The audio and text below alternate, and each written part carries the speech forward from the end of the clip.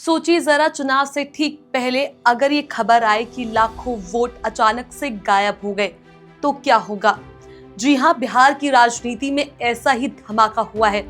SIR यानी special intensive revision की आड़ में वोट चोरी का अब तक का सबसे बड़ा स्कैम पकड़ा गया। ये कोई अफवाह नहीं बल्कि एक ऐसी हकीकत है जिसने पूरे देश में हड़कंप मचा दिया है। सवाल सिर्फ बिहार का नहीं बल्कि लोकतंत्र की नींव से जुड़ा हुआ है। नमस्कार, मैं हूं चेष्टा नागर।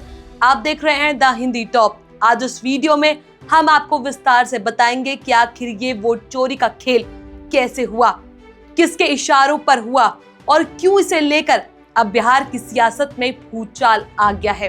बिहार चुनाव से पहले एसआईआर यानी स्पेशल इंटेंसिव रिवीजन अभियान चलाया गया।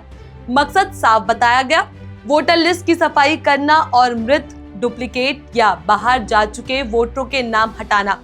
लेकिन हकीकत इससे बिल्कुल अलग निकली। रिपोर्टर्स कलेक्टिव की एक जांच में एक बड़ा खुलासा किया गया। इस प्रक्रिया के जरिए वोटर लिस्ट से खास तौर पर मुस्लिम और दलित वोटरों को हटाने की कोशिश की गई है। सबसे बड़ा मामला सामने आया है पूर्वी चंपारण जिले की ढाका विधानसभा सीट से।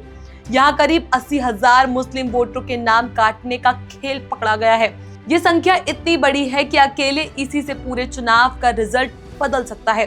ढाका विधानसभा हमेशा से संवेदनशील इलाका रहा है। यहाँ मुस्लिम आबादी की हिस्सेदारी अच्छी खासी है और पिछले चुनावों में ये सीट कांटे की टक्कर वाली रही। 2020 में बीजेपी के पवन जायसवाल ने आरजेडी के फैजल रहमान को महज 10,000 वोटों से हराया था। अब सोचिए, अगर 80,000 वोट ही गायब हो जाए तो नतीजा किस तरफ जाएगा। यही वजह है कि इस खुलासे को लोकतंत्र पर सबसे बड़ा हमला माना जा रहा है।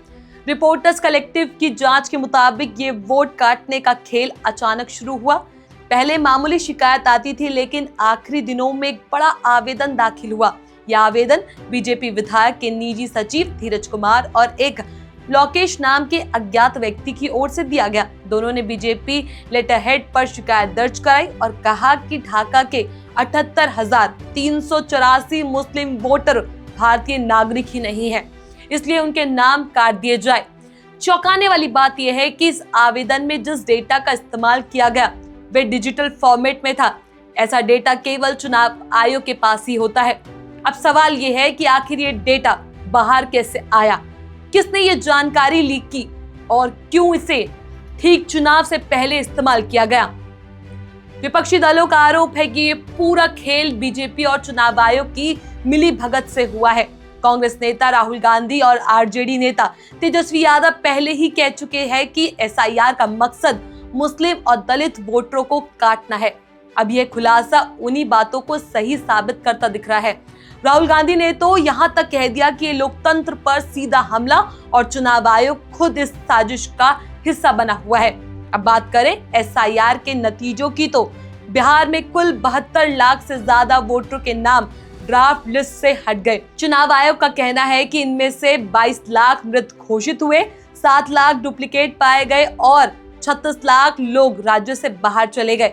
लेकिन विपक्ष का दावा है कि ये आंकड़े झूठे हैं और इन्हें सिर्फ मुस्लिम और दलित वोटरों की कटौती को छुपाने के लिए इस्तेमाल किया जा रहा है।